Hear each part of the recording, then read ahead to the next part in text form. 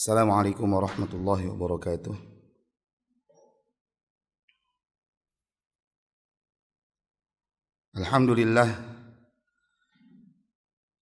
Alhamdulillahilladzi arsala rasulahu bil huda wa dinil haqq liyudhhirahu 'alad dini kullihi wa kafa billahi shahida.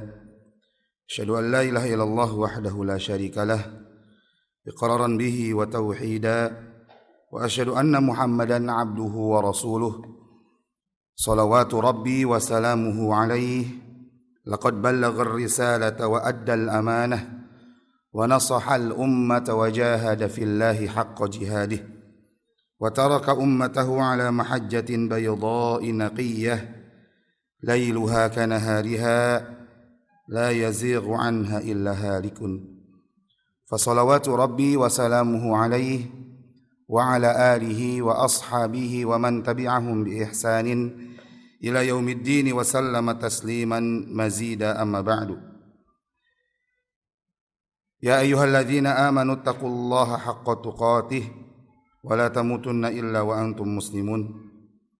Ya ayyuhan nasu taqu rabbakumul ladzi khalaqakum min nafsin wahidah wa khalaqa minha zawjaha wa batha minhuma rijalan katsiran wa nisaa'a wattaqullaha alladzi tasaaluna bihi wal arham innallaha kana 'alaikum raqiba.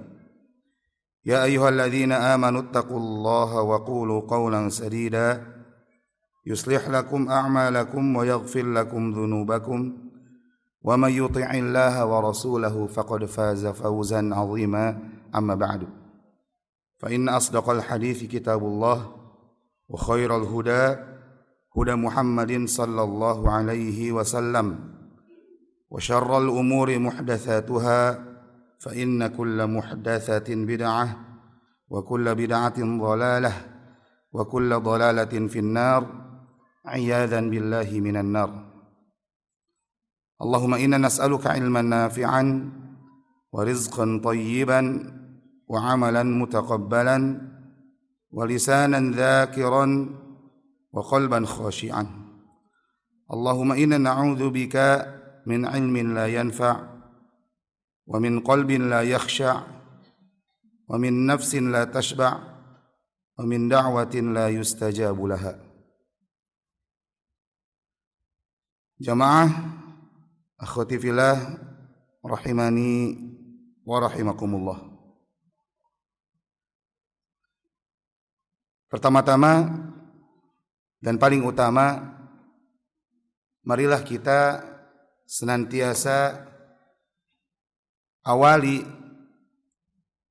momen-momen kehidupan kita itu dengan bersyukur kepada Allah Subhanahu wa taala. Bersyukur atas segala nikmat dan karunia yang Allah Subhanahu wa taala limpahkan kepada kita. Nikmat yang begitu banyak, yang saking banyaknya tidak mungkin kita bisa menghitungnya. Nikmat yang senantiasa menyapa kita pada setiap derap langkah kita, pada setiap bahkan hembusan nafas kita. Dan kita diminta oleh Allah Subhanahu wa taala untuk menapaki syukur tersebut. Allah memerintahkan kepada kita agar kita menjadi para hamba yang senantiasa bersyukur kepada Allah Subhanahu wa taala. Walaupun Allah Subhanahu wa taala menegaskan dalam firman-Nya, wa qalilum min ibadiyasy syakur. Dan sedikit sekali dari hamba-Ku, kata Allah, yang banyak bersyukur. Di sini Allah Subhanahu wa taala menggunakan lafaz syakur. Wa qalilun min ibadiyasy syakur. Syakur ini bentuk hiperbolis dari lafaz syakir. Syakir ini maknanya orang yang bersyukur. Adapun syakur bentuk hiperbolisnya, artinya orang yang banyak bersyukur. Jadi sedikit sekali orang yang banyak bersyukur kepada Allah Subhanahu wa taala.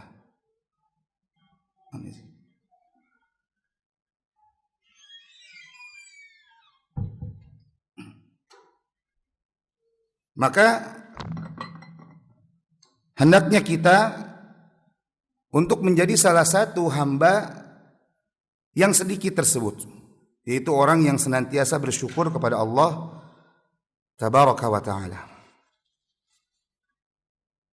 Dan nikmat yang harus kita syukuri secara khusus, jamaah rahimani wa rahimakunallah, akhwati fillah yang semoga dirahmati oleh Allah Subhanahu wa taala, nikmat yang harus kita syukuri secara khusus adalah nikmat iman, nikmatul iman wa nikmatul Islam. Dua nikmat yang merupakan kunci dari kebahagiaan kita di dunia dan kunci bagi kebahagiaan serta keselamatan kita nanti di akhirat. Kemudian selanjutnya marilah kita haturkan salawat dan salam kita kepada qudwah hasanah, qudwah terbaik kita, Nabi besar Muhammad sallallahu alaihi wasallam, beserta kepada para keluarga beliau. Keluarga beliau ini adalah istri-istri beliau, putra-putri beliau, kepada para sahabat-sahabat beliau. Karena para ulama ketika menyebutkan alu Muhammad, man alu Muhammad, siapa yang dikatakan alu atau keluarga Muhammad?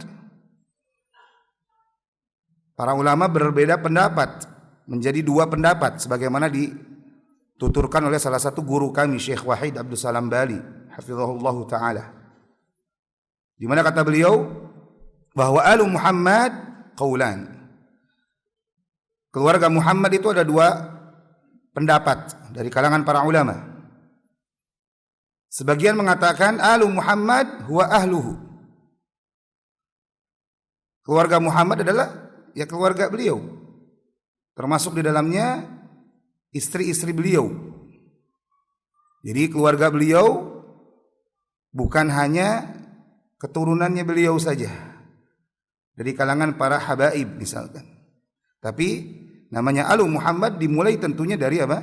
Istrinya beliau, paman-paman beliau yang beriman, anak-anak putra-putri beliau. Ini termasuk alu Muhammad. Sebagian pendapat lagi mengatakan alu Muhammad hum mu'min atau huwa mu'minun taqi. Alu Muhammad, keluarga Muhammad adalah setiap orang yang beriman dan bertakwa.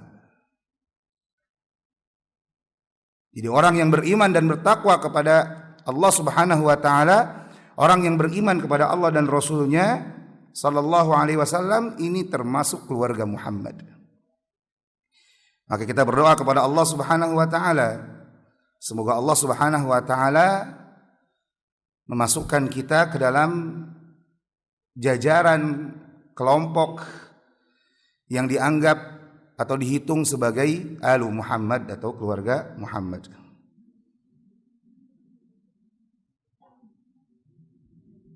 Jamaah akhwati fillah rahimani wa rahimakunallah. Pada kesempatan kita kali ini insyaallah kita akan berbicara dan membicarakan sebuah fenomena yang sangat booming di tengah-tengah kita sekarang. Fenomena yang memasuki semua segmen.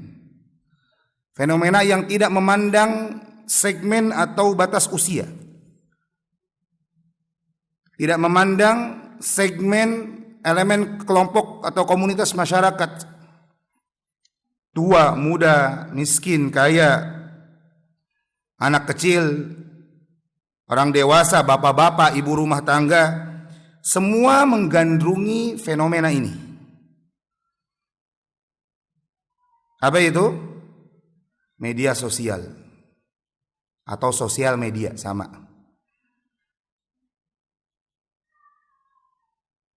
Maka insya Allah kita akan berbicara tentang adab-adab dan hukum yang berkaitan dengan media sosial. Adab-adab di zaman medsos. Sebelum kita membahas adab-adabnya ini dan hukum yang terkait dengannya, maka kita kenalan terlebih dahulu. Apa sih sosmed itu? Apa sih media sosial atau sosial media itu? Maka sosial media itu kalau dilihat dari bahasa Indonesia, kalau ditinjau dari bahasa Indonesia, bin nadhari ila lughah, lughatan, maka yatakawwanu min kalimatain, gitu ya. Terdiri dari dua kata. Kata yang pertama adalah media dan kata yang kedua adalah sosial. Kalau kita merujuk kepada Kamus Besar Bahasa Indonesia, maka kita akan dapati bahwa media itu maknanya adalah alat atau sarana atau perantara atau penghubung. Kecepatan enggak? Enggak ya. Adapun sosial adalah hubungan atau yang berkenaan dengan masyarakat. Jadi sosial itu adalah sesuatu yang berhubungan dengan masyarakat, berkenaan dengan masyarakat. Maka dari sisi bahasa, medsos atau media sosial maknanya adalah apa? Alat, media, atau sarana untuk berkomunikasi sesama masyarakat, sesama manusia. Karena apa? Manusia itu adalah makhluk sosial. Ya, manusia itu makhluk sosial. Makhluk yang berkaitan dengan masyarakat lain, orang lain. Nggak bisa berdiri sendiri. Oleh karena itu, kalau kita perhatikan dengan seksama, hampir semua media sosial yang sekarang kita gandrungi bersama, apapun platformnya itu, maka kita akan dapati ada istilah sharing. Ada istilah berbagi yang mereka tawarkan. Karena memang itulah makna dasar dari dunia yang sebentar lagi kita akan bahas insyaallah. Istilah lain dari media sosial apa? Jejaring sosial, gitu ya. Jejaring sosial dari kata jaringan. Jaringan atau jalinan hubungan secara online, secara daring di internet. Ya. Jadi jejaring atau jaringan yang dibangun untuk menghubungkan antara satu person dengan person yang satunya. Antara satu person di satu belahan dunia, di satu tempat ke person yang lain. Jadi menghubungkan, mengeratkan antara dua person. Ini jejaring. Di internet, secara daring di internet. Maka namanya media sosial tentunya adalah media yang berbasis internet. Rasanya mungkin sampai titik ini apa yang disampaikan tadi kurang menarik, kurang menarik pendengarnya. Tapi memang penting untuk kita dudukkan dulu masalahnya. Kenapa demikian? Karena kalau kita baca atau kita perhatikan definisi tadi, maka sebetulnya dan seharusnya fenomena media sosial, fenomena medsos ini harusnya semakin membuat kita beriman kepada Allah dan Rasulnya sallallahu alaihi wasallam. Fenomena sosmed atau fenomena media sosial seharusnya membuat seorang mukminah semakin rajin menjaga salatnya. Fenomena media sosial seharusnya menjadikan seorang mukminah, seorang muslimah, seorang wanita muslimah semakin semangat mengikuti sunnah petunjuk Rasulullah sallallahu alaihi wasallam, semakin sami'na wa ata'na. Fenomena media sosial yang ada di tangan kita, di genggaman kita sekarang, seharusnya menjadikan seorang muslimah tidak lagi berani lancang membantah apabila diberi perintah oleh Allah dan Rasulnya, tidak berani lancang melanggar larangan-larangan Allah dan Rasulnya sallallahu alaihi wasallam, tidak berani mendebat firman-firman Allah Subhanahu wa taala, tidak berani menyangkal hadis-hadis Rasulullah sallallahu alaihi wasallam. Kok gitu? Kok bisa?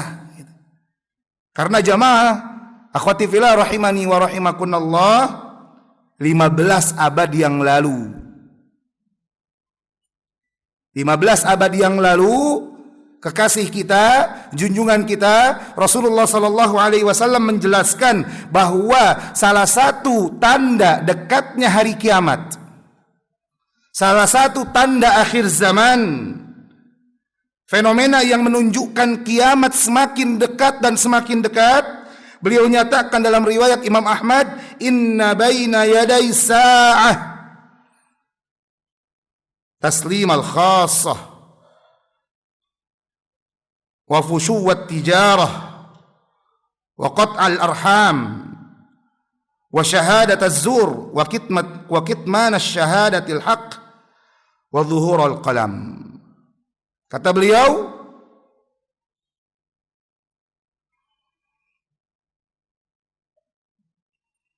sesungguhnya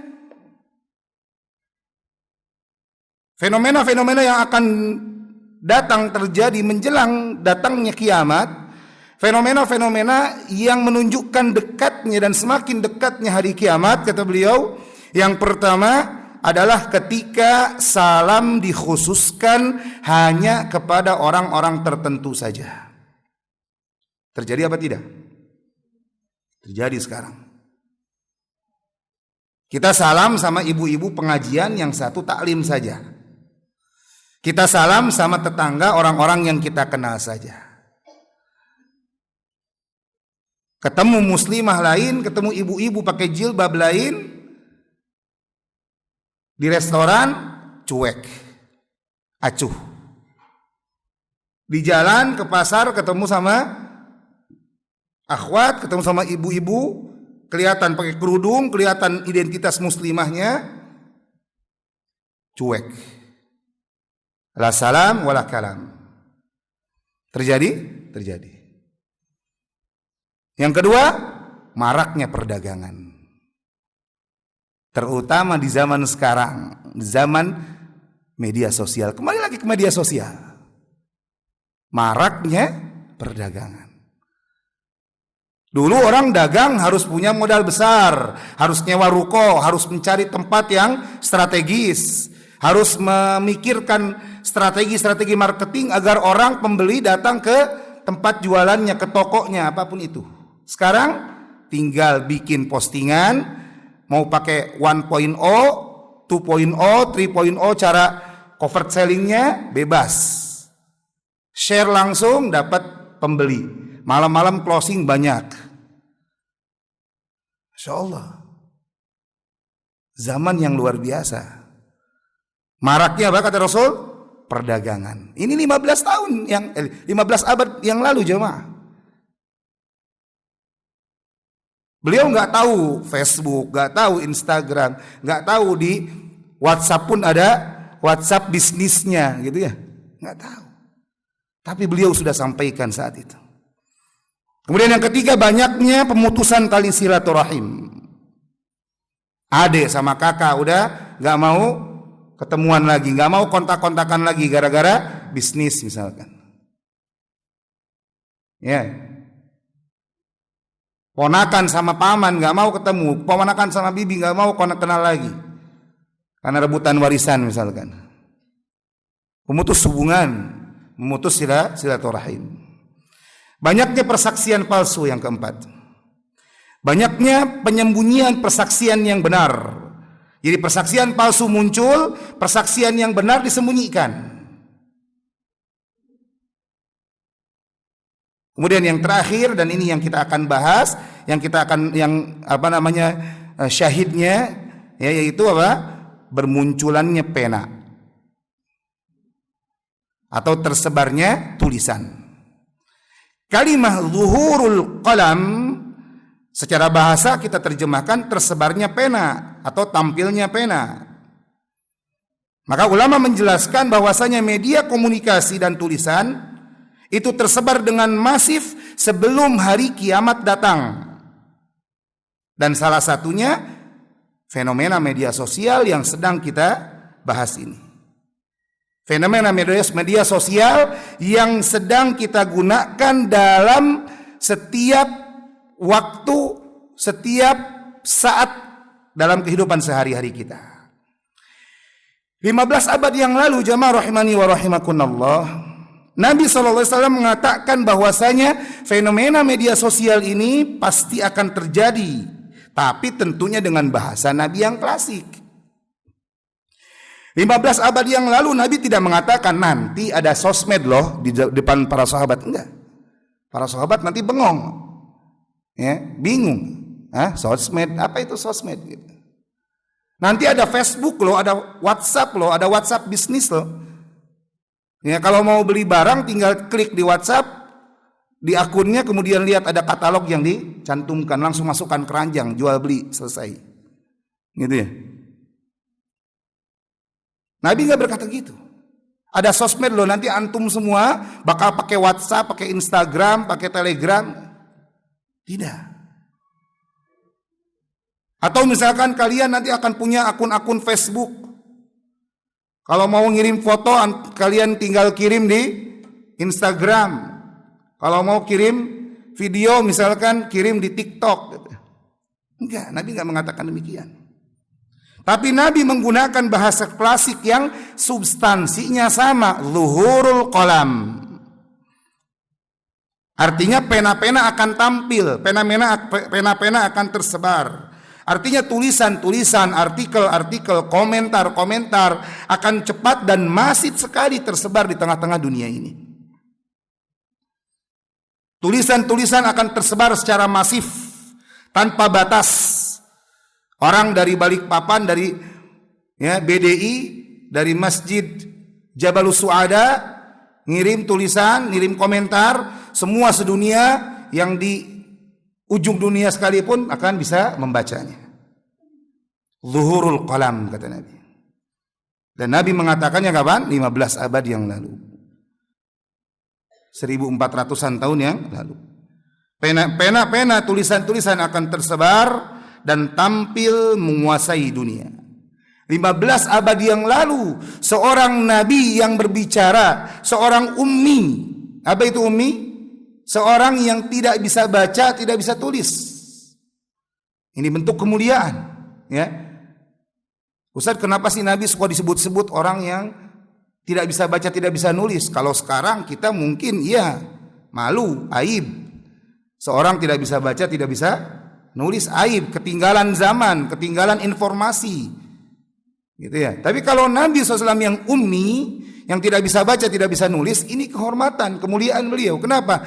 Itu bukti, karena beliau orang yang tidak bisa baca dan tidak bisa menulis, maka bukti bahwasanya apa yang beliau sampaikan, apa yang beliau ucapkan itu wahyu dari Allah. Wa ma yantiqu 'anil hawa in huwa illa wahyu yuha. Dan tidaklah yang diucapkan Muhammad itu adalah berasal dari hawa nafsunya, dari pemikirannya, dari wawasannya, dari hasil telaah baca kitab-kitab Yunani misalkan. Enggak. In huwa illa wahyu yuha. Namun itu adalah wahyu yang diwahyukan kepadanya. Makanya orang yang mengerti hadis di atas, hadis tadi, dan fenomena-fenomena yang tersebar di hari ini, dia akan semakin beriman dan semakin cinta kepada Rasulullah SAW. Kalau Nabi SAW begitu tepat menjelaskan fenomena sekarang ini, fenomena sosmed ini, maka Nabi pasti tepat juga ketika beliau mengabarkan akan adanya azab dan nikmat kubur nanti. Kalau ucapan Nabi SAW terbukti ketika berbicara tentang pena dan tulisan yang akan berkembang dan tersebar, maka tentunya, atau sebelum terjadinya hari kiamat, maka tentunya ketika beliau berbicara dengan fitnah kubur pasti akan terjadi. Ketika Nabi berbicara tentang pertanyaan ujian di dalam kubur, maka pasti itu akan terjadi. Ketika Nabi SAW menyatakan bahwa kita manusia akan dibangkitkan dalam keadaan telanjang bulat, maka itu akan terjadi. Ketika Nabi SAW mengatakan bahwa nanti kita akan berhadapan dengan Allah tanpa penerjemah. Mau orang Afrika, mau orang Amerika, mau orang Inggris, mau orang Arab, mau orang Indonesia, ya, mau orang Bugis, mau orang Sunda, mau orang Jawa, di hadapan Allah Subhanahu wa taala bisa langsung berbicara di hadapan Allah. Allah tak perlu penerjemah. Dan itu pasti akan terjadi. Nggak perlu legal, nggak perlu tim legal, tim pengacara. Ketika dihisab, ketika pengadilan Allah ditegakkan. Dan itu pasti akan terjadi. Ketika Nabi SAW mengatakan, kaki seorang hamba tidak akan beranjak dari sisi Allah sampai dia ditanya tentang 4 perkara, maka itu pun akan terjadi. Iman kita kepada Rasulullah SAW harusnya semakin bertambah kuat. Cintanya kita kepada beliau sallallahu alaihi wasallam harusnya semakin bertambah erat, semakin bertambah hebat, karena beliau adalah sosok yang tidak pernah berbohong, tidak pernah berdusta sama sekali. Maka ketika beliau mengatakan ada nikmat surgawi, kita melihat wajah Allah, ada azab yang sangat perih, yang sangat dahsyat di neraka, maka itu pun akan terjadi. Sebagaimana beliau menjelaskan tentang tanda-tanda hari kiamat yang tidak pernah ada sama sekali di zaman beliau, di kehidupan beliau, dan sekarang kita banyak buktikan satu persatu muncul. Salah satu ulama besar pada zaman ini yaitu Syekh Shalih Al-Syekh hafizahullah taala wa ra'ah, ketika beliau menjelaskan tentang tanda-tanda hari kiamat, maka beliau menjelaskan bahwasanya tidak semua tanda-tanda hari kiamat itu negatif. Ini yang perlu kita luruskan jemaah. Jadi ketika kita mendengar tanda-tanda hari kiamat, peristiwa-peristiwa, fenomena-fenomena yang akan terjadi sebagai tanda semakin dekatnya hari kiamat, maka kita tidak katakan bahwasanya semua tanda-tanda kiamat itu sifatnya negatif. Faham? Oke, misalkan kita katakan Dajjal negatif. Dajjal tanda hari kiamat bukan? Tanda hari kiamat besar. Dajjal negatif. Karena mengajak manusia kepada kekufuran kepada Allah Subhanahu wa taala. Ya'juj Ma'juj yang akan membantai manusia di atas muka bumi negatif. Misalkan juga di dalam hadis Nabi SAW ketika ditanya tentang tanda-tanda hari kiamat oleh Jibril dalam hadis yang masyhur, maka beliau berkata, antalidal amatu rabbataha. Ketika seorang hamba sahaya melahirkan, hamba sahaya perempuan melahirkan majikannya. Kata para ulama ini kiasan, tanda yang menjelaskan atau kiasan yang menjelaskan apa? Perbuatan durhaka seorang anak kepada ibunya, kepada orang tuanya. Seakan-akan dia majikan, si anak majikan, ibunya sebagai hamba sahaya, sebagai pembantu. Terjadi enggak? Banyak terjadi sekarang. Negatif apa positif? Negatif. Banyaknya kasus pembunuhan kata Nabi, negatif apa positif? Negatif. Namun perlu kita ingat bahwasanya tidak semua tanda-tanda hari kiamat itu negatif. Tapi ada juga yang netral. Misalkan masih lanjutan dari hadis Jibril tadi. Wa antarul hufatal uratal alata ri'a asya'i yatatawaluna fil bunyan. Secara mana kata beliau? Yaitu engkau akan melihat nanti orang-orang yang miskin, orang-orang yang telanjang kaki dahulunya. Ini Nabi menggambarkan orang-orang Arab. Yatatawaluna fil bunyan. Mereka berlomba-lomba untuk saling meninggikan bangunan.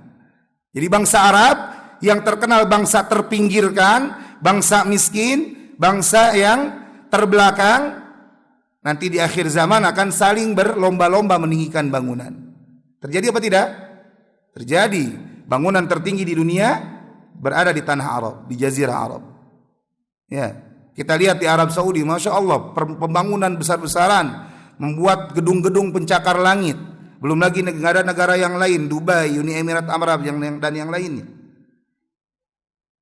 Apakah ketika para orang-orang Arab atau bangsa Arab ini meninggikan bangunan, kemudian kita katakan itu tanda hari kiamat yang negatif? Tidak. Tidak kita katakan positif juga, kita katakan netral, minimal netral. Termasuk apa? Zuhurul qalam ini. Ya, termasuk apa? Termasuk zuhurul qalam. Termasuk fenomena media sosial ini. Kita tidak katakan, oh fenomena media sosial ini tanda hari kiamat, negatif, harus kita tinggalkan, bukan. Ya. Kalau meninggalkan media sosial, nggak tahu ada kajian pagi ini, gitu ya. Mungkin tahunya oh libur, ustadznya sakit, gitu. Ya, ternyata apa? Ada kajian, alhamdulillah. Gitu ya. Maka sebagaimana definisinya media sosial apa? Media. Media itu apa tadi? Alat. Dan sebagaimana alat, sebagaimana misalkan pisau adalah media atau alat untuk memotong, maka sosmed, sosial media atau media sosial ini pun sama seperti pisau. Pisau apa negatif apa positif? Bisa dua-duanya. Kalau dipakai motong daging sapi yang dibeli di pasar, dipotong kecil-kecil jadi rendang, enak, bermanfaat. Tapi kalau dipakai motong leher orang lain, nah, pembunuhan jadinya, gitu ya. Jadi apa? Media itu tergantung penggunaannya. Bisa bermanfaat atau bisa berbahaya. Bisa mendatangkan kebaikan atau bisa mendatangkan keburukan. Demikian pula media sosial, jemaah. Media sosial itu adalah media. Media yang bisa membawa kita ke surga Allah atau malah menjerumuskan ke dalam neraka. A'yadzan billahi minan nar. Media sosial adalah alat yang bisa kita gunakan untuk bisa menggapai nikmat kubur atau malah kita gunakan untuk mendatangkan siksa kubur. Na'udzubillahi min dzalik. Maka media sosial adalah ibaratkan pedang bermata dua. Oleh karena itu seorang muslimah yang hidupnya saat ini tidak bisa ditinggalkan atau tidak bisa dipisahkan dengan media sosial, mulai dari bangun tidur sampai tidur lagi, gitu ya. Bangun tidur pertama kali apa? Lihat HP dulu. Sampai lupa baca alhamdulillahilladzi ahyana ba'da ma amatana wa ilaihin nusyur. Lupa doa. Akhirnya bangun malas-malasan karena lupa doa. Ikatan syaitan masih terikat di tengkuknya karena lupa doa. Nggak bisa dipisahkan dari media sosial. Benar, itu adalah fenomenanya demikian. Maka tentunya kita harus tahu adab-adab dan hukum-hukum yang berkaitan dengan media yang satu ini. Oh, ternyata dari tadi baru pembukaan Ustaz katanya. Nah, kita akan bahas insyaallah karena waktunya terbatas ya. Semoga yang sedikit ini diberkahi oleh Allah Azza wa Jalla. Maka jamaah, akhwati fillah rahimani wa rahimakumullah, sebelum kita menggunakan sosial media atau karena sudah terlanjur kita menggunakan sosial media, terlanjur sudah kita terikat dan tertaut begitu kuat dengan media sosial, maka tentunya seharusnya kita benar-benar memperhatikan beberapa poin berikut. Kalau kita katakan sebelum menggunakan sosial media, wah sudah terlanjur kita terikat dengan media sosial. Maka ketika kita menggunakan media sosial, hendaknya kita memperhatikan beberapa poin berikut. Ini kan nanti kalau terlalu cepat info ya. Poin yang pertama yang harus kita ingat jamaah, yaitu hendaknya kita untuk membagi waktu dengan proporsional. Kita harus paham, kita wajib paham bahwa Islam, agama kita yang mulia, menuntut kita membagi waktu dengan proporsional. Menggunakan gadget, menggunakan sosial media itu boleh selama positif. Tapi kita harus tahu waktu. Karena sekali lagi kita dituntut untuk apa? Membagi waktu secara proporsional. Nabi SAW menyatakan, Inna li rabbika alaika haqqa, wa li nafsika alaika haqqa, wa li ahlika alaika haqqa. Fa'ati kulladzi haqqin haqqahu, kata Nabi. Sesungguhnya Rabbmu punya hak yang harus kamu tunaikan. Dirimu punya hak yang harus kamu tunaikan. Keluargamu, istrimu, suamimu, anak-anakmu, orang tuamu punya hak untuk kamu tunaikan. Maka kata Nabi, berikan pada setiap orang dan semua pihak haknya masing-masing. Hadits ini sahih riwayat Imam Al-Bukhari. Inilah salah satu penyakit sosial media jemaah yang paling parah. Apa itu? Menghabiskan waktu kita. Suami pulang, istri masih asyik sama Facebook dan Instagramnya. Masih sibuk dengan grup-grup WhatsApp-nya yang belasan. Satu persatu dicek, padahal ternyata semuanya isinya iklan. Yang posting iklan sama juga orangnya. Yang diajak ngobrol di grup A, sama ngobrol di grup B. Akhirnya janjian, pindah ke grup sebelah katanya. Gitu ya. Atau sebaliknya. Atau sebaliknya. Jadi kan di sini nggak ada bapak-bapak, jadi yang disentil ibu-ibunya aja. Ya. Sebaliknya suami ketika sudah seharian di luar rumah, ketika pulang ke rumah bukannya menghabiskan waktu dengan istri, mendengar ya kegiatan istri seharian, malah sibuk lagi sama media sosialnya, update status lah gitu ya. Atau stalking status orang lain, atau naudzubillah asyik dengan game-game online-nya. Ya. Itu game online itu penghancur, perusak. Makanya kalau anak ditanya, "Ustaz, apa hukumnya game online?" Anak katakan haram. Ya. Kalau ada orang nanya gitu ya, "Ustaz, apa hukumnya game online?" Haram. Kenapa haram, Ustaz? Coba sebutkan alasan yang membuat game online itu enggak haram. Musiknya, auratnya, menghabiskan waktunya, pembunuhannya. Apa di game online ada yang mainnya ampar-ampar pisang gitu? Enggak ada. Tembak-tembakan. Ya, teriak-teriak, "Oh, dapat headshot gitu." Bisa nembak kepala gitu. Nauzubillah min dzalik. Ada orang berdalih, "Ustadz, itu kan latihan strategi untuk perang. Kalau antum perang turun." Gitu ya. Belajar apa? Latihan panah, latihan olahraga. Yang main game itu latihan perangnya dengan jempol. Nanti antum bakal kalau ke Palestina misalkan ikut perang di Palestina apa sama jempol. Ya. Yang perang jempolnya kan enggak gitu. Itu dalih saja gitu.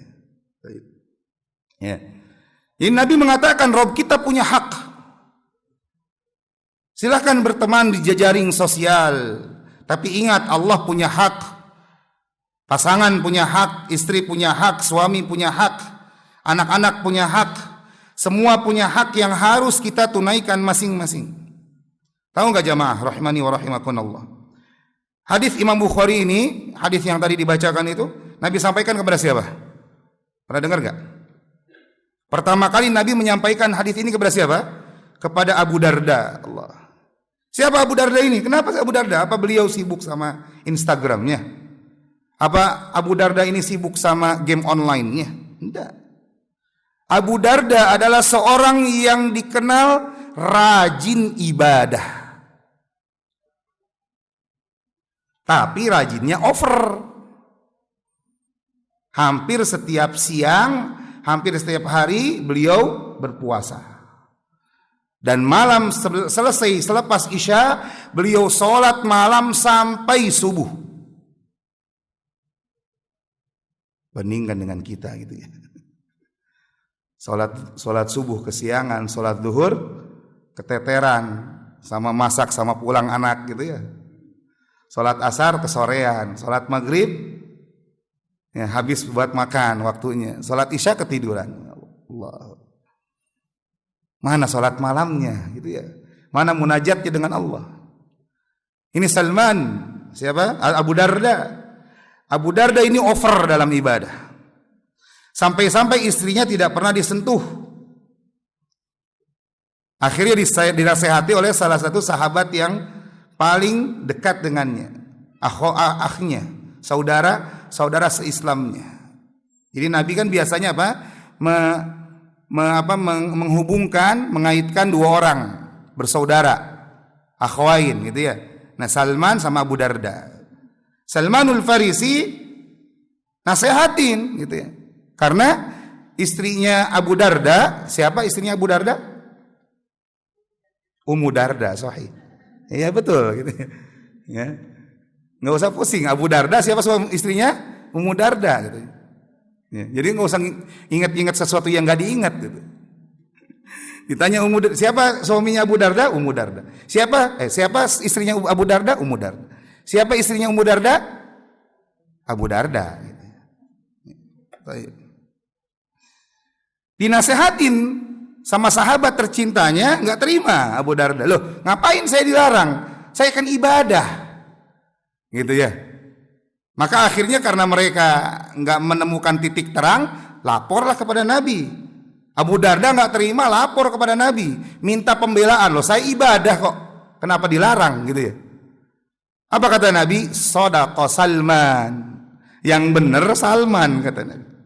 Inna li rabbika 'alaika haqqa, kata Nabi. Sesungguhnya Rabbmu itu punya hak, wahai Abu Darda. Terlalu semangat ibadah itu bagus, tapi jangan lupa tubuhmu punya hak, harus tidur. Tidak bisa qiyamul lail sepanjang malam, perlu tidur.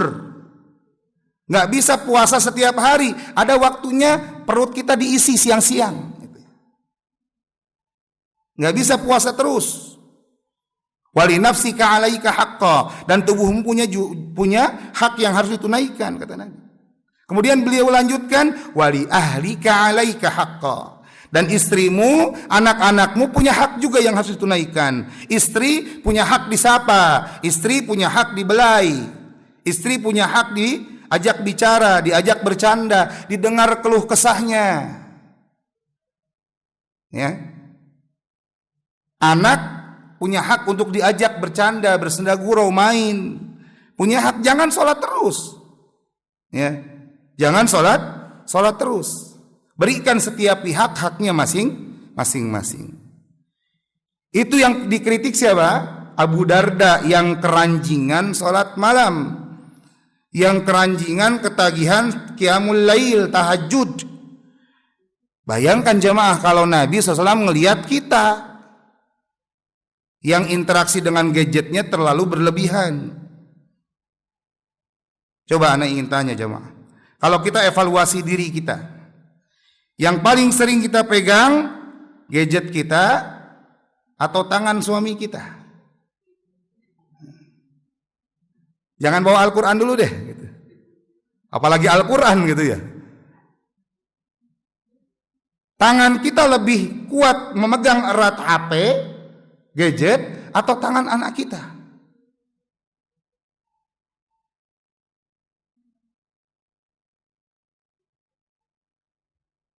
Jangan-jangan nikah bertahun-tahun nggak pernah tuh gandengan tangan sama suami tercinta.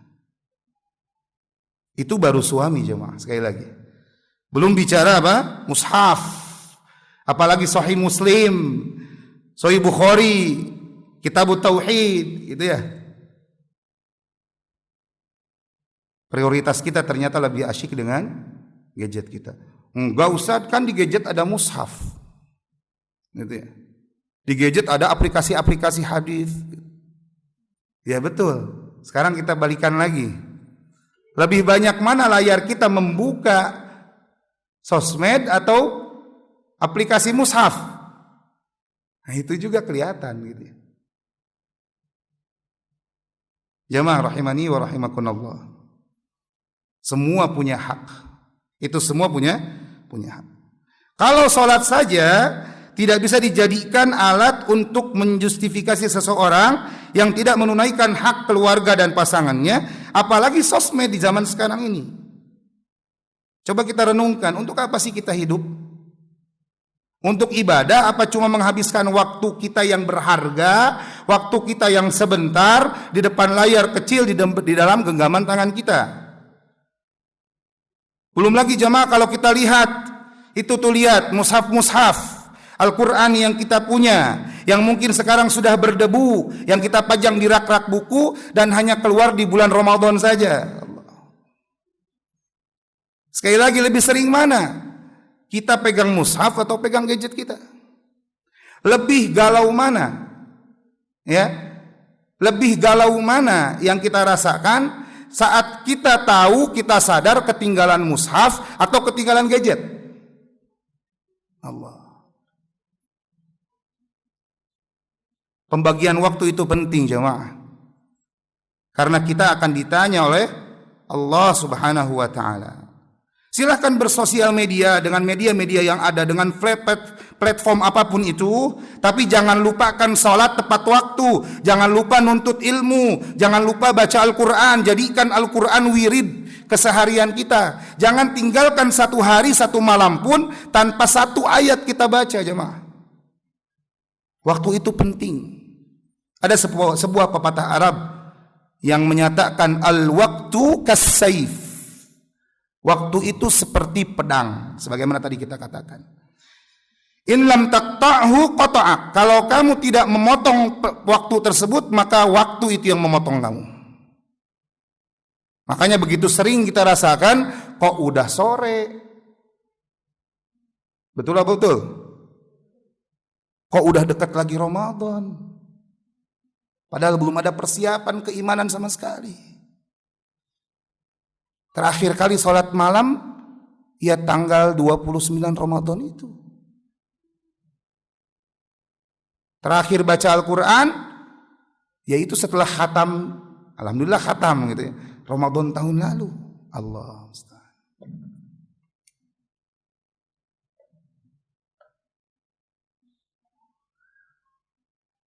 Kita akan ditanya jemaah. Kita akan ditanya oleh Allah Subhanahu wa taala. Kaki kita tidak akan beranjak dari sisi Allah Subhanahu wa taala sampai kita ditanya tentang 4 perkara. Di antaranya tentang waktu kita.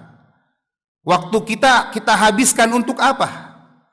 Dalam sebuah hadis Abu Barzah Al-Aslami, Nabi sallallahu alaihi wasallam bersabda, "La tazulu qadama 'abdin yaumal qiyamah hatta yus'ala an umri fima afnah wa an ilmi fima fa'al." Wa an malihi min aina iktasabah wa fima anfaqah wa an jismihi fima ablah. Kedua kaki seorang hamba, kata Nabi, tidaklah beranjak pada hari kiamat hingga ia ditanya mengenai umurnya, bagaimana dia habiskan, ilmunya, bagaimana ia amalkan, hartanya, dari mana dia peroleh dan untuk apa dia infakkan, dan mengenai tubuhnya, bagaimana dia buat lanjut usia. Bagaimana dia gunakan tubuhnya sampai usang. Karena ketika Allah buat kita terlahir di dunia dalam keadaan tubuh yang bagus, tubuh yang baik, tubuh yang sehat. Bagaimana kita habiskan atau kita gunakan tubuh kita menjadi lemah, ya, sampai jalan pun lutut sudah sakit-sakit, duduk gak kuat lama, punggung dan pinggang sudah terasa panas. Tubuh kita sudah mulai usang. Nanti Allah pertanggungjawabkan. Allah minta pertanggungjawaban kita. Bagaimana atau apa yang kita lakukan sampai tubuh kita usang tersebut. Allah akan minta pertanggungjawaban. Dalam hadis yang lain dari Ibnu Abbas radhiyallahu taala anhuma, Nabi sallallahu alaihi wasallam bersabda, "Ightanim khamsan qabla khamsin." Manfaatkanlah 5 perkara sebelum datang 5 perkara selanjutnya. Syababaka qabla haramik. Manfaatkan waktu mudamu sebelum waktu tuamu. Wasihhata qabla saqamik. Manfaatkan waktu sehatmu sebelum waktu sakitmu. Wa ghinaka qabla faqrik. Manfaatkan waktu ketika lapang punya harta sebelum datang waktu fakirmu. Wa faraghaka qabla syughlik. Dan manfaatkan waktu lapangmu sebelum datang waktu sempitmu, waktu sibukmu. Dan yang terakhir tentunya wa hayataka qabla mautik. Manfaatkan hidupmu sebelum matimu. Ini kan pengulangan jemaah. Karena masa muda bagian dari waktu, dari hidup kita. Itu ditanya sama Allah. Dan pasangan kita nanti akan nuntut. Istri nuntut suami, suami nuntut istri. Jangan sampai saling tuntut nanti di akhirat. Tunaikan hak masing-masing di dunia. Karena Allah berfirman, al-akhillau yawma idzin ba'duhum li ba'din adu. Orang-orang yang saling cinta di dunia, orang-orang yang dekat di dunia, suami, istri, anak, orang tua, sahabat karib yang saling cinta di dunia, yauma idzin ba'duhum li ba'din adu, kata Allah. Pada hari kiamat, pada hari itu satu sama lain akan saling bermusuhan. Illal muttaqin, kecuali orang-orang yang bertakwa. Maka rasa cinta, hubungan cinta itu harus dibangun di atas takwa. Di atas tanasuh, saling nasihati satu sama lain. Pasangan akan nuntut, istri nuntut, suami nuntut, anak-anak nuntut. Anak-anak ketika kurang perhatian, bundanya, mamahnya, papahnya sibuk dengan gadgetnya masing-masing, diganggu, marah, gitu ya. Maka nanti anak-anak akan nuntut di akhirat. Maka gunakan semestinya jemaah. Silahkan punya grup, silahkan aktif grup, tapi jangan terlalu aktif. Jangan terlalu aktif artinya menghabiskan waktu kita. Apalagi grup-grup yang gak jelas. Apalagi isinya grup yang ikhtilat misalkan. Campur baur laki-laki dengan perempuan, pelanggaran syariat. Yang isinya ternyata dicek hanya hahaha, hihihihi, huhuhuhu. Untuk apa? Ya. Untuk apa? Apalagi tahun ini jemaah. Orang sebut tahun politik. Mau bapak-bapak, mau ibu-ibu, semuanya sama. Ya, semuanya apa? Sibuk dengan politiknya. Akhirnya debat satu sama lain. Yang satu ngomong aminkan saja. Yang satu lagi mengunggulkan calon yang diusung. Allah musta'an.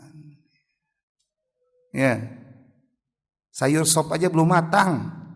Udah sibuk sama politik gitu ya. Allah musta'an. Belum lagi sampai keluar kalimat-kalimat yang merendahkan calon lawannya kah, atau merendahkan pendukungnya lah. Ya. Padahal kalau nanti pun misalkan pemimpinnya sudah naik, ya kita tetap cari makan pakai usaha sendiri, kan begitu. Jamaah rahimani Allah wa iyyakum ajma'in. Nabi SAW kan mengatakan dalam hadis riwayat Tirmidzi, min husni islamil mar'i tarkuhu ma la ya'ni. Ya, salah satu tanda baiknya Islam seseorang, salah satu ciri kualitas agama seorang itu bagus ketika kita meninggalkan perkara-perkara yang tidak bermanfaat. Apa ciri-ciri tanda perkara yang bermanfaat itu? Yang bisa mendatangkan kebahagiaan dan keselamatan di akhirat. Itu yang bermanfaat jemaah. Jadi perkara yang bermanfaat itu kita harus lihat. Atau ketika kita melakukan sebuah perbuatan, ketika kita ingin mengucapkan satu kalimat di media sosial kita, ada postingan yang ingin kita posting, kita timbang dulu apakah ini bisa mendatangkan bahagia dan selamat di akhirat atau tidak. Kalau tidak, tinggalkan, karena itu tidak bermanfaat. Atau minimal dikatakan sebuah perkara itu bermanfaat atau tidak ketika bisa mendatangkan kebahagiaan di dunia. Itu minimal. Kalau enggak jangan gitu ya. Kalau tidak jangan. Ya. Apalagi kalau misalkan obrolan di grup itu sudah menjurus kepada apa? Membicarakan orang, ghibah, namimah, ya, adu domba, ya, saling bangga satu sama lain, mencari pujian orang lain, langsung cut jemaah. Ya, langsung cut. Ya. Karena kalau misalkan kita cek grup satu persatu, dibaca postingan teman-teman di grup satu persatu, terus kita cuma hanya menyematkan jempol, untuk apa? Habis waktu kita. Salah satu tanda kebaikan seorang itu, kata Nabi, dia meninggalkan sesuatu yang tidak bermanfaat bagi akhiratnya ataupun juga bagi dunianya. Prioritas orang habis 1 jam, 2 jam hanya untuk di grup 1 misalkan, di grup 2, di grup 3, di grup 4. Boleh nggak boleh, tapi tidak proporsional. Al-Imamul Hasanul Basri rahimahullahu ta'ala, beliau mengatakan, min alamati i'radillahi ta'ala 'anil 'abdi an yaj'ala syughlahu fi ma la ya'ni. Ini perhatikan jemaah. Kata Imam Al-Hasanul Basri, min alamati i'radillahi ta'ala 'anil 'abdi an yaj'ala syughlahu fi ma la ya'ni. Allah musta'an. Kata beliau, salah satu tanda Allah berpaling dari seorang hamba yaitu ketika Allah biarkan dia sibuk mengurusi perkara-perkara yang tidak bermanfaat. Kalau hari kita 24 jam dikurangi tidur misalkan 8 jam, sisa berapa? 16 jam. Gitu ya. Ini 16 jam itu pun nggak bisa. Ada masuk kamar mandi, di kamar mandi aja harus 1 jam misalkan gitu. Belum rebahannya, belum apa gitu. Dan ternyata waktu yang kita habiskan seharian itu banyaknya nggak bermanfaat. Itu tanda, jamaah, itu ciri Allah berpaling dari kita. Na'udzubillah. Jadi kalau kita evaluasi harian kita, dan ini salah satu adab, jamaah. Para ulama menyebutkan salah satu adab tidur, sebelum tidur itu bukan buka HP, tapi apa? Introspeksi diri, evaluasi diri. Periksa, mulai baru bangun tidur saya udah ngapain aja. Ibadah yang saya sudah lakukan apa aja. Gitu. Jangan malah meninak bobokan kita dengan baca status-status orang, nggak penting itu. Evaluasi diri. Itu yang dinyatakan kata para ulama di antara sunnah saat sebelum tidur. Karena Allah Subhanahu wa taala berfirman dalam surah Al-Hasyr, "Ya ayyuhalladzina amanu taqullaha wal tanzur nafsum ma qaddamat lighad." Wahai orang-orang beriman, bertakwalah kepada Allah dan hendaklah setiap jiwa memperhatikan apa yang telah dia siapkan untuk esok hari. Evaluasi diri. Namanya persiapan untuk waktu esok apa? Berarti menimbang apa yang sudah dikerjakan.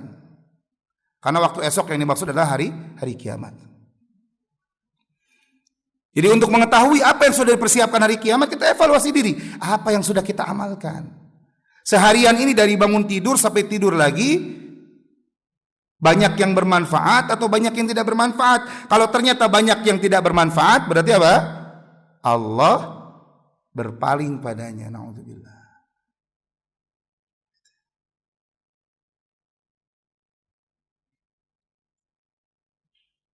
Karena tanda-tanda kita ditinggalkan oleh Allah Subhanahu wa taala, tanda-tanda ciri kita tidak diberikan hidayah oleh Allah Subhanahu wa taala, tanda-tanda kita tidak diberi taufik oleh Allah Subhanahu wa taala adalah ketika Allah biarkan kita sibuk menghabiskan waktu pada perkara-perkara yang tidak bermanfaat. Nah, ini poin pertama, jamaah rahimani wa rahimakumullah. Masih ada waktu enggak? Atau ini cukup sampai sini dulu, 1 poin. Masih ada waktu sampai jam berapa? 10 menit. Waduh, poinnya masih banyak ini. Baik, insyaallah. 1 poin lagi ya. Poin kedua.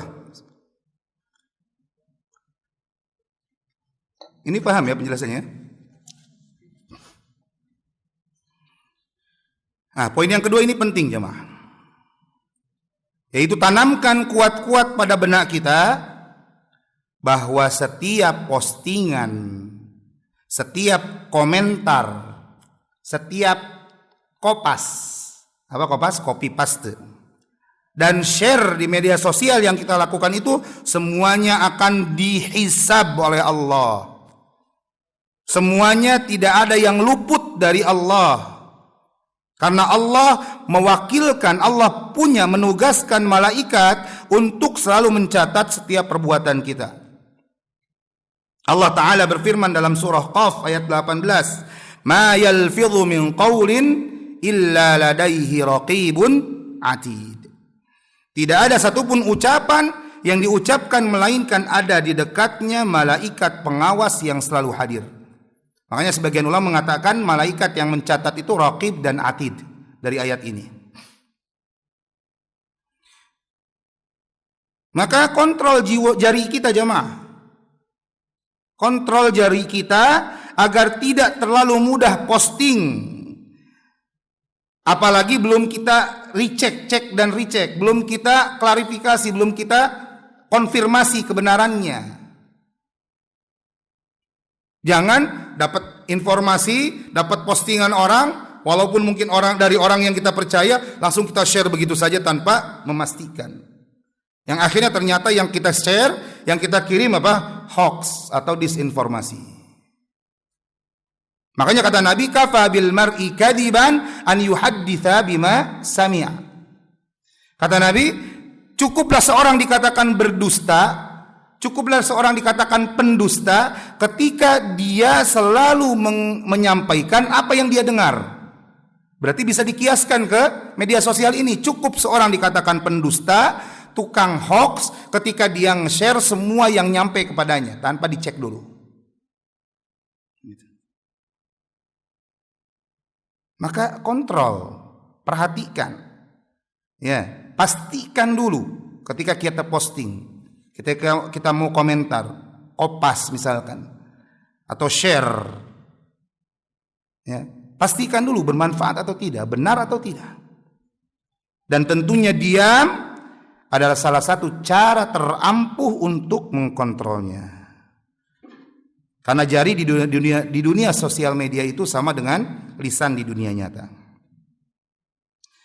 Seorang muslim yang baik, kata Nabi, al-muslimu, seorang muslim yang baik, man salimal muslimuna min lisanihi wa yadihi. Seorang muslim sejati, seorang muslim yang baik adalah yang bisa membuat kaum muslimin lain selamat dari gangguan lisan dan tangannya. Ini Masya Allah, ini kata Nabi SAW. Seorang muslim sejati adalah orang muslim lain selamat dari gangguan lisan dan tangannya. Dari omongannya, dengan omongan secara hakiki atau juga omongan dalam tulisan. Dan termasuk tangan yang menulis. Wal muhajiru, dan seorang yang berhijrah dengan yang hakiki, hijrah yang hakiki, man hajara ma nahallahu an, kata Nabi. Yaitu orang yang meninggalkan segala perkara yang dilarang oleh Allah. Wahai saudariku, akhwati fillah rahimani wa rahimakumullah. Ingatlah, ini sekarang kita berada pada zaman yang penuh fitnah. Semakin banyak komentar, maka tentunya akan semakin lama kita dihisab oleh Allah Azza wa Jalla kelak di akhirat. Semakin banyak aktivitas tanpa manfaat, maka akan semakin banyak pertanyaan Allah Subhanahu wa taala pada kita nanti pada hari kiamat. Karena di sosial media itu hakikatnya tidak ada yang gratisan. Walau online pakai wifi atau pakai bonus paket internet sekalipun, ya, maka semakin banyak teman kita yang menerima berbagai bentuk tulisan kita tadi di sosial media, dan ternyata tulisan tersebut tulisan yang salah, hoax atau disinformasi, apalagi dalam masalah agama, maka kelak semua teman kita akan menyalahkan kita di akhirat. Itu maka kita katakan internet itu enggak gratis. Walaupun paket datanya gratis. Kenapa enggak gratis? Karena bisa jadi nanti kita bayar. Diutang dulu, bayarnya di akhirat. Bayarnya pakai apa? Pakai amalan. Karena ternyata komentar yang kita ucapkan atau komentar yang kita tuliskan di postingan orang melukai hatinya. Dan akhirnya menjadikan itu adalah bentuk kezaliman.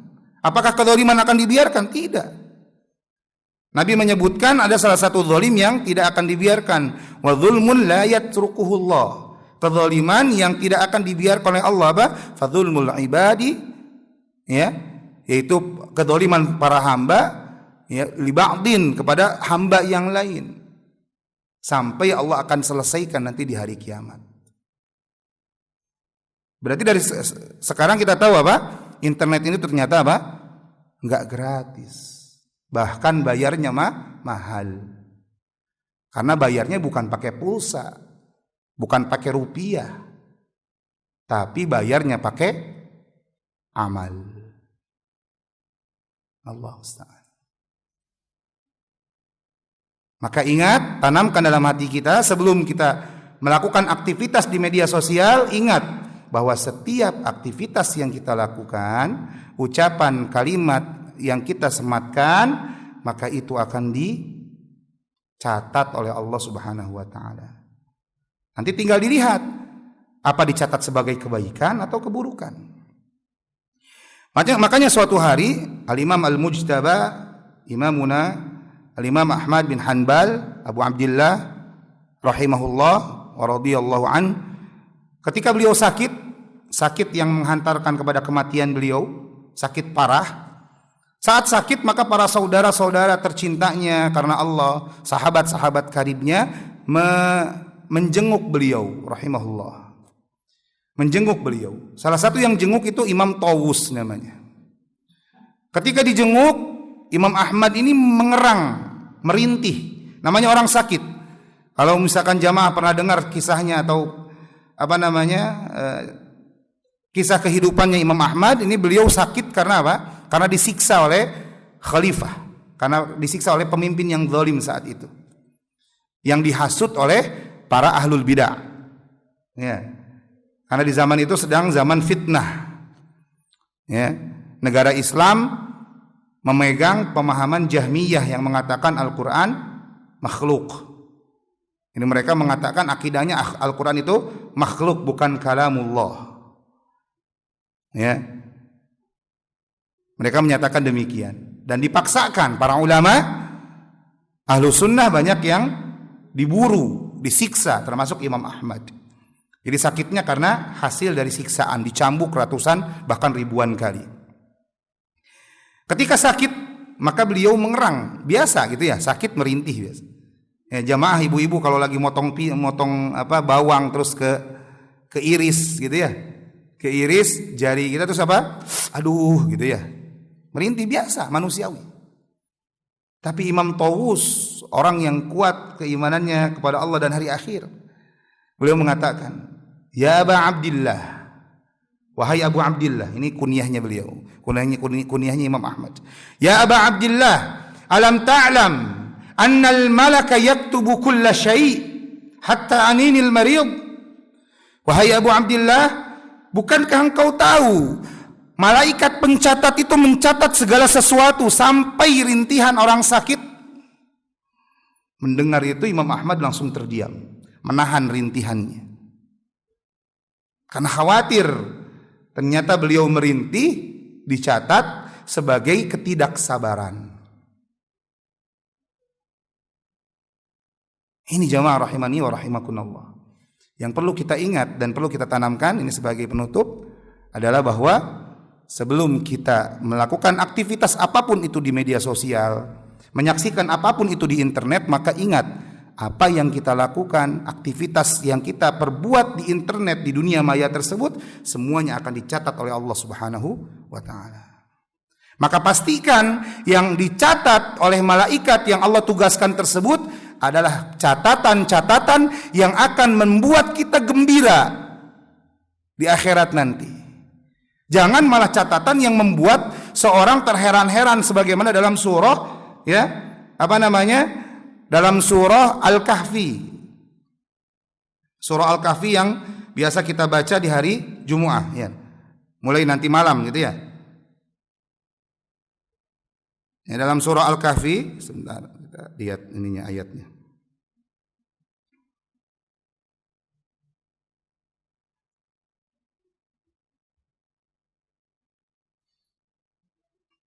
Allah Subhanahu wa taala berfirman dalam surah Al-Kahfi ayat yang ke-49. Jamaah yang bawa mushaf boleh dilihat terjemahannya.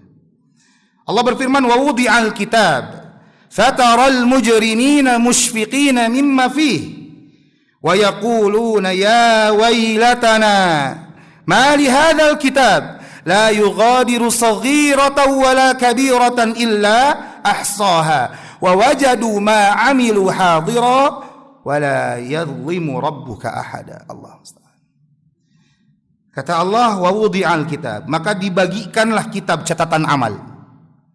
Maka orang-orang yang berdosa mereka melihat dalam kitab tersebut, mereka merasa ketakutan terhadap apa yang tertulis di dalamnya, dan mereka berkata, ya wailatana, duhai celaka kami, mali hadzal kitab, kitab apa ini, buku apa ini, la yughadiru saghiratan wala kabirah illa ahsaha. Yang tidak melewatkan perkara sekecil apapun, yang kecil maupun yang besar, semuanya terhimpun, semuanya tercatat lengkap secara terperinci dalam kitab tersebut. Wa wajadu ma 'amilu hadira, dan mereka mendapati apa yang telah mereka lakukan di dunia dahulu semuanya ada dalam catatan itu. Wala yadhlimu rabbuka ahada, dan Allah tidak menzalimi, Rabbmu tidak menzalimi sama sekali seorang pun pada hari itu.